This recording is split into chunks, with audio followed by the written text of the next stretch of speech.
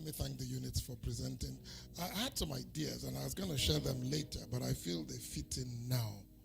And I noticed something about us. I'm a bit strange like that. We haven't spoken much about marriage in this church.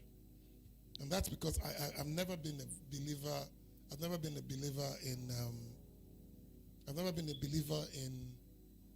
seminars alone. I think marriage seminars and meetings that are specifically designed for marriages many times are too late.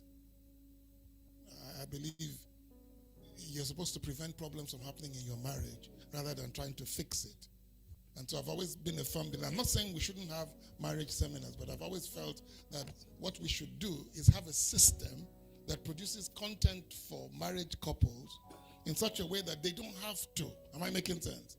And then the marriage seminars, for instance, if you have a crisis in your marriage, you don't get up and say, oh, what did that man say 3 months ago at this meeting? So I believe it's if you have a system, a newsletter, regular meetings, I think Pastor Smith used to organize it, regular getting together, so that before the problem happens in your marriage, you already begin to, am I making sense?